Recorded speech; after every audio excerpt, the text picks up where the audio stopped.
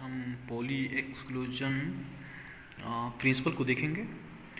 इसे देखने से पहले इसमें पॉली एक्सक्लूजन प्रिंसिपल में आपका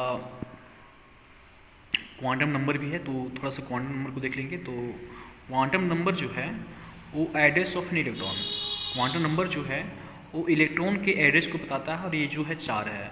पहला प्रिंसिपल क्वांटम नंबर जिसे एन से संकेत किया जाता है, दूसरा अजीमुथल क्वांटम नंबर जिसे एल से संकेत किया जाता है, और तीसरा मैग्नेटिक क्वांटम नंबर जिसे एम से संकेत करते हैं, और चौथा है स्पिन क्वांटम नंबर जिसे हम लोग एस से संकेत करते हैं।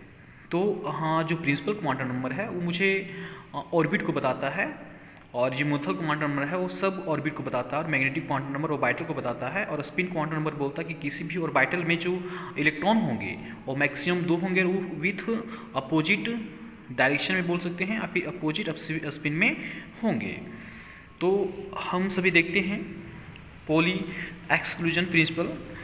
तो from a study of quantum number Pauli, ये German physicist in 1925 put forward any principle known after which name as Pauli exclusion principle. मतलब इसने क्वांटम नंबर को पढ़ा, क्वांटम नंबर को पढ़ने के बाद इसने प्रिंसिपल क्वांटम को पढ़ने के बाद इसने बोल सकते हैं कि जब इन्होंने क्वांटम नंबर का स्टडी किया और फिर देखा, तो उसके बाद इसने एक प्रिंसिपल दिया जिसे पॉली एक्सक्लूसिव प्रिंसिपल बोला जाता है।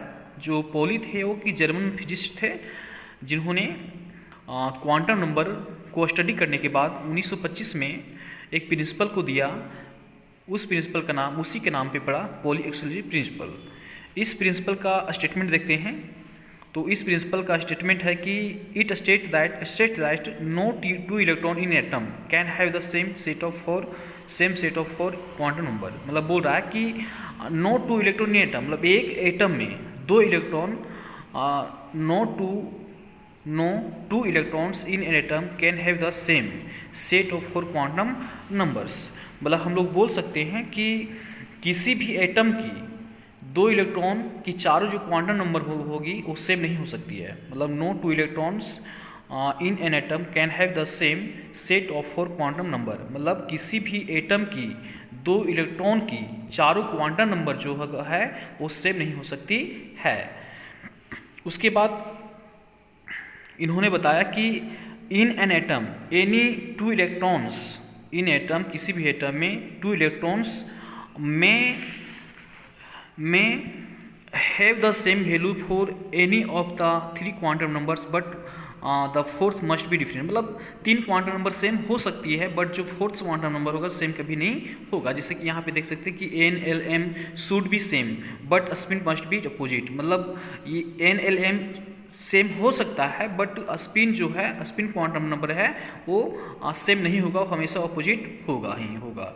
जैसे कि यहाँ पे हम देख सकते हैं कि 3s ऑर्बिटल को देखें, तो 3s ऑर्बिटल में अगर हम प्रिंसिपल क्वांटम नंबर देखें तो इसका n 3 होगा, l 0 होगा, और m जो है वो 0 होगा। बट इसका अगर हम स्पिन क्वांटम नंबर देखें तो +1/2 और अपोजिट का -1/2 होगा। अगर हम another definition of Pauli exclusive principle देखें तो ये बोलता है कि n orbital can have maximum 2 electrons and these must have opposite spin. मतलब किसी भी ऑर्बिटल में मैक्सिमम 2 इलेक्ट्रॉन रह सकते हैं, लेकिन जो होंगे वो अपोजिट डायरेक्शन में होंगे और फिर अपोजिट स्पिन में होंगे।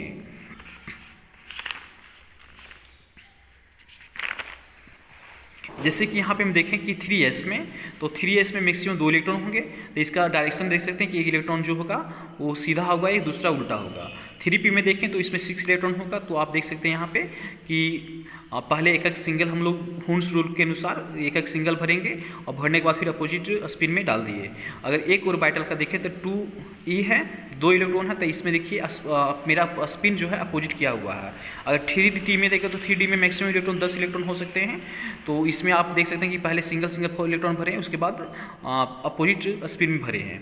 तो इस ऑर्बिटल में मैक्सिमम 2 इलेक्ट्रॉन है, लेकिन स्पिन जो है अपोजिट है। फिर इसको हम देखें आगे चल के n बराबर 3।